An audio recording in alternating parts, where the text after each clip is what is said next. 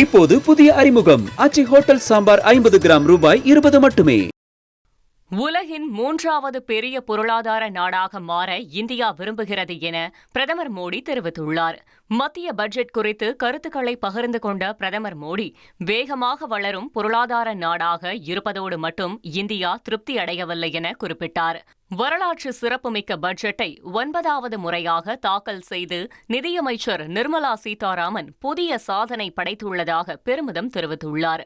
மத்திய பட்ஜெட் நிகழ்கால கனவுகளை நனவாக்குவதோடு இந்தியாவின் பிரகாசமான எதிர்காலத்திற்கான அடித்தளத்தை வலுப்படுத்துகிறது என்றும் 2047ஆம் ஆண்டில் வளர்ந்த இந்தியா என்ற தொலைநோக்கு பார்வைக்கு ஒரு வலுவான அடித்தளம் எனவும் குறிப்பிட்டுள்ளார்.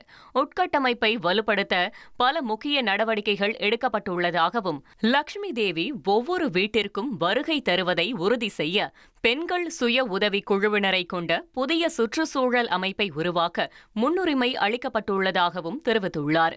மத்திய பட்ஜெட் இளைஞர் சக்திக்கானது என கூறிய பிரதமர் மோடி, பல்வேறு துறைகளில் தலைவர்கள், புதுமையாளர்கள் மற்றும் படைப்பாளர்களை வளர்க்கும் என்று குறிப்பிட்டுள்ளார்.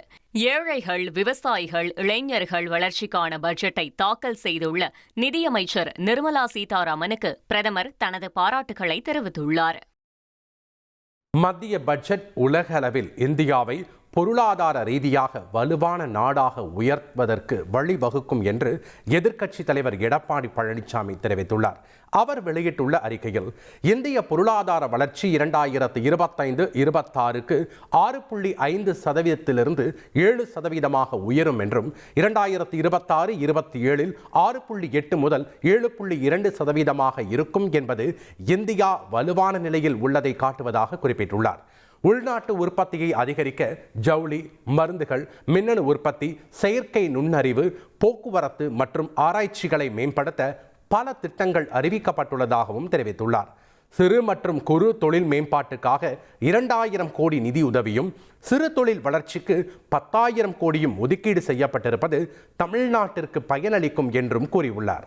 தமிழ்நாட்டிற்கு திட்டங்கள் அறிவிக்கப்படாதது பாஜக அரசு தமிழ்நாட்டை வஞ்சிப்பதையே காட்டுவதாக செல்வ பெருந்தகை தெரிவித்துள்ளார். இந்த நிதிநிலை அறிக்கை அம்பானிக்கும், அதானிக்கும், கோட்டீஸ்வரர்களுக்கும், செல்வந்தர்களுக்குமான நிதிநிலை அறிக்கை. ஏழை எளிய மக்களுக்கோ, விவசாய பெருங்குடி மக்களுக்கோ, பெண்களுக்கோ, தொழிலாளர்களுக்கோ, இளைஞர்களுக்கான நிதிநிலை அறிக்கை இல்லை. சாதாரணமாக சில மாநிலங்களில் தேர்தல் இருக்கும் பொழுது அந்த மாநிலத்திற்காக சில சலுகைகளை அறிவிப்பார்கள், சிறப்பு திட்டங்களை அறிவிப்பார்கள்.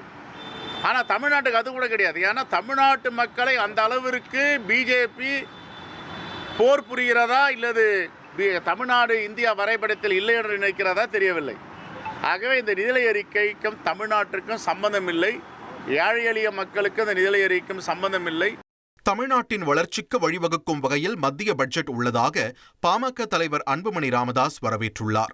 அவர் வெளியிட்டுள்ள அறிக்கையில், மத்திய பட்ஜெட்டில் 12 கோடியே 20 லட்சம் ரூபாய் மூலதன செலவுகளுக்காக ஒதுக்கீடு செய்யப்பட்டிருப்பது வரவேற்கத்தக்கது என்றும், தமிழ்நாட்டுக்காக அதிவேக ரயில், நீர்வழிப்பாதை, சுற்றுலா, ஜவுளி, கைத்தறி, மகளிர் விடுதி உள்ளிட்ட பல வளர்ச்சி திட்டங்கள் அறிவிக்கப்பட்டிருப்பதாகவும் பாராட்டியுள்ளார்.